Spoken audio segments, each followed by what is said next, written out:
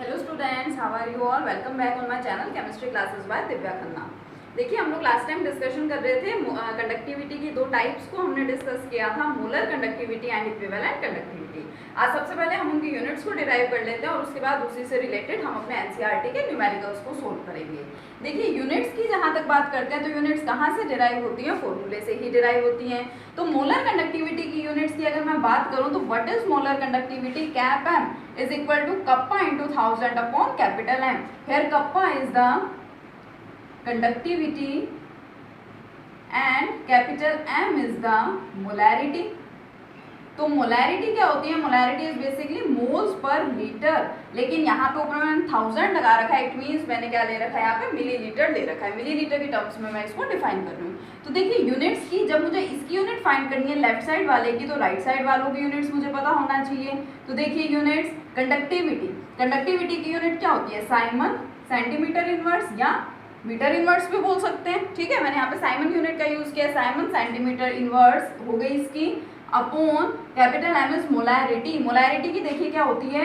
Moles per litre, यही होती है। यहाँ मैं उसको ऐसे लिख दूं, मोल पर लीटर को मैं ऐसे लिख दूं, मोल अपॉन लीटर। अब यहाँ पे अगर मैं अपॉन में लिखूंगी मोल्स पर लीटर, तो लीटर कहाँ जाएगा? ऊपर जाएगा। लेकिन मैंने तो यहाँ 1000 लगा रखा है, इट मीन्स मैंने मिलीलीटर ले रखा है, तो मैं क्या लगा दूंगी? मोल पर मिलीलीटर। चला गया मिलीलीटर ऊपर। और कल मैंने आपको एक बहुत इंपॉर्टेंट बात बताई भी थी, that 1 millilitre is equal to 1 centimetre cube, और 1 CC means 1 cubic centimetre. It means मेरे पास अगर यहाँ पे सेंटीमीटर के टर्म्स में कुछ प्रेजेंट है, तो क्या मैं इसको भी सेंटीमीटर के टर्म्स में लिख सकती हूँ? लिख सकते हैं, बहुत इजीली लिख सकते हैं। तो मैं इसको क्या कर देती हूँ? साइमन सेंटीमीटर इनवर्स, और इसका मतलब क्या है? सेंटीमीटर क्यूब है, अपॉन मोल, यानी कि साइमन या सेंटीमीटर -1 और यहाँ पे क्यूब है। सोल्व करूंगी तो क्या आएगा? Centimetre square. मोल वाले को भी मैं ऊपर ले जाऊंगी तो वो क्या मिल जाएगा मुझे? Mole inverse. Simon centimetre square mole inverse. ये यूनिट हो गई किसकी? मोलर कंडक्टिविटी की।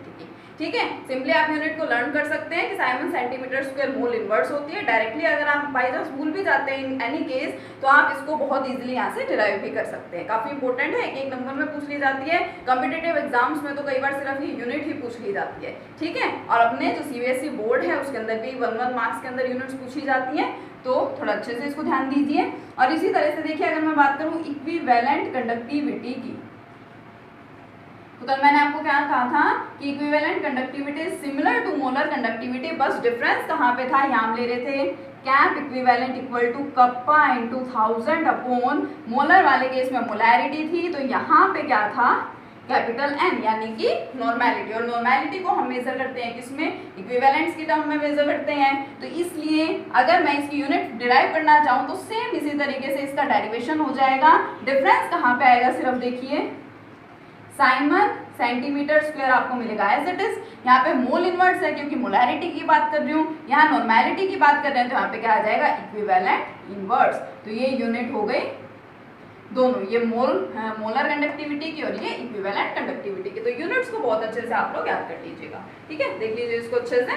अब इसके बाद हम चलते हैं इनके न्यूमेरिकल्स की तरफ। इनके न्यूमेरिकल्स देख लेते हैं। देखिए, फर्स्ट न्यूमेरिकल क्या है? हमारा फर्स्ट न्यूमेरिकल क्या हमें फाइंड आउट करना है? देखिए, conductivity of 0.20 molar KCl solution at 298 kelvin is this, कि 0.20 मोलर मेरे पास पोटेशियम क्लोराइड का सॉल्यूशन है।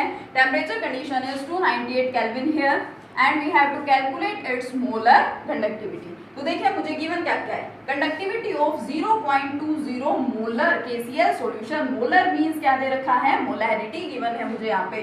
तो मोलैरिटी की यूनिट हम कैपिटल एम भी लगा देते हैं ना, 11th क्लास में भी हमने स्टडी किया है और सॉल्यूशन चैप्टर में भी हमने स्टडी किया है। मोलैरिटी ऑफ KCl सॉल्यूशन कितने गिवन है आपको? देखिए, molarity of KCl solution is 0.20 molar. ठीक है, कंडक्टिविटी इज दिस। कंडक्टिविटी लिखना चाहें तो कंडक्टिविटी लिख दीजिए, अदरवाइज उसको हम रिप्रेजेंट किससे करते हैं? कप्पा से। It is equal to 0.0248 siemens centimetre inverse. ठीक है, कैलकुलेटेड मोलर कंडक्टिविटी। क्या फाइंड करना है मुझे? Molar conductivity. Very simple it is. Molar conductivity को रिप्रेजेंट कैसे करते हैं? Cap M. देखिए मोलर कंडक्टिविटी का फॉर्मूला मैंने यहाँ पे लिख रखा है, क्या है formula, cap M is equal to kappa into 1000 upon capital M. I have both kappa as well as capital M here. Kappa is 0.0248 into 1000 upon capital M. Capital M देखिए कितना गिवन है, 0.20। सोल्व कर लेंगे, क्या आ जाएगा यहाँ पे, molar conductivity आ जाएगी। लेकिन एक चीज ध्यान रखिएगा स्टूडेंट्स, यहाँ पे सोल्व करके जो आप आंसर फाइंड आउट करेंगे उसके बाद यूनिट लगाना बहुत जरूरी है। यूनिट इज मस्ट हियर, ठीक है। क्या देखिए हमने इसकी यूनिट फाइंड की है यहाँ पे, Simon centimetre square mole inverse, ठीक है। क्या हो गया, हमारा फर्स्ट न्यूमेरिकल सोल्व हो गया, ठीक है। अब देखते हैं इसका सेकंड न्यूमेरिकल, इसको देख लीजिए अच्छे से, नोट डाउन कर लीजिए इसको। चलिए अब देख लेते हैं सेकंड सॉल्यूशन, सेकंड न्यूमेरिकल का सॉल्यूशन देख लेते हैं क्या है, क्या हमें फाइंड आउट करना है। The resistance of a conductivity cell containing 0.001 molar KCl solution. So first of all, here also molarity is given 0.001 molar. ठीक है, यहाँ हम यूँ भी बोल देते हैं जनरली कि कंसंट्रेशन गिवन है, क्योंकि आपको पता है मोलैरिटी, नॉर्मैलिटी, ये सब क्या है, ये सभी कंसंट्रेशन को ही एक्सप्रेस करती हैं, ठीक है। At 298 Kelvin is 1500 ohm. अच्छे से पढ़िए क्या है, resistance of a conductivity cell containing this amount of KCl solution at 298 Kelvin is 1500 ohm.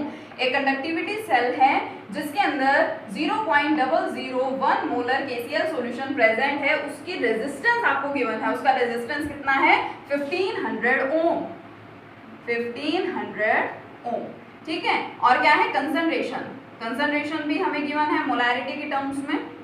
Eight 298 kelvin what is the cell constant, देखिए क्या आ गया यहाँ पे, सेल कांस्टेंट।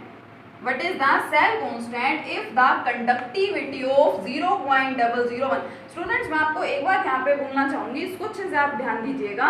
कई बार क्या होता है, जल्दी जल्दी में जब स्टूडेंट्स न्यूमेरिकल करते हैं तो क्या देखते हैं, कंडक्टिविटी ऑफ दिस, वो आगे ना तो यूनिट देखते हैं ना बाद की लाइन को पढ़ते हैं, क्या गिवन है क्या गिवन नहीं है, और वो सीधा यहाँ पे क्या देखते हैं कि ये कंडक्टिविटी गिवन है, तो ये रॉन्ग हो जाता है। आप इसको पूरा अच्छे से पढ़िए, एटलीस्ट इसकी यूनिट देखिए, इट इज कैपिटल एम, और कैपिटल एम कोई कंडक्टिविटी की यूनिट नहीं होती है, इट इज मोलैरिटी। तो इसने ये बोला है, if conductivity of this KCl solution at 298 Kelvin is this, ये गिवन है आपको कंडक्टिविटी यहाँ पे, ये तो वही है कंसंट्रेशन। देखिए कंडक्टिविटी मैं डायरेक्ट लिख रही हूँ, kappa is equal to 0.146 into 10⁻³ siemens centimetre inverse, it is conductivity. अब हमें क्या फाइंड करना है, देखिए सेल कांस्टेंट। अब सेल कांस्टेंट फाइंड करने के मेरे पास दो मेथड है, एक तो मैंने आपको ये फॉर्मूला बता रखा है, cell constant is equal to L/A। एक तो ये फॉर्मूला होता है हमारे पास, लेकिन यहाँ जो गिवन कंडीशंस है, जो गिवन डाटा है, उसके अकॉर्डिंगली ना तो मेरे पास L है और ना ही मेरे पास क्या है, A है। दोनों में से तो कुछ भी प्रेजेंट नहीं है, इट मींस मैं ये फॉर्मूला यहाँ पे यूज नहीं कर सकती हूँ। और मेरे पास है क्या, सेल कांस्टेंट से रिलेटेड कुछ है, एक रिलेशन और मैंने डिराइव करवाया था, क्या था relation, kappa is equal to G star, and what is G star here, G star is the cell constant. ये G स्टार ही तो आपका क्या है, सेल कांस्टेंट है, ठीक है। Kappa is conductivity and what about G is ना कंडक्टेंस।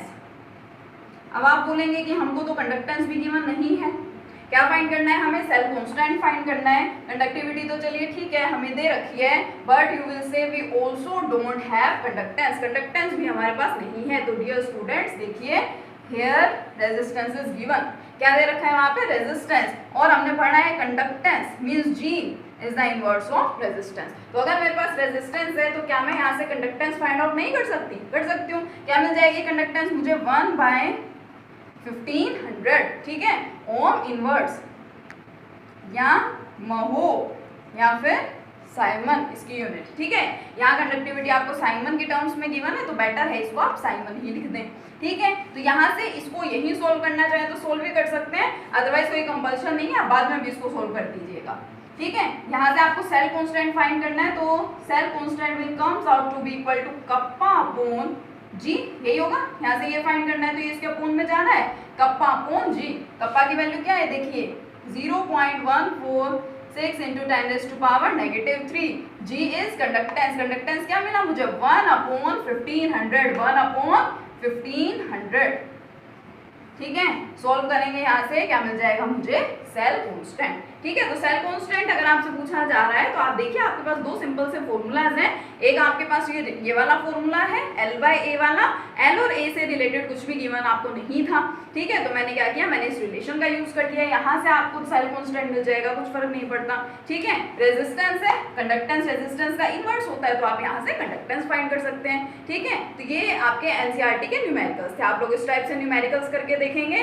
नेक्स्ट लेक्चर में हम पढ़ेंगे अपना नेक्स्ट टॉपिक। Thank you.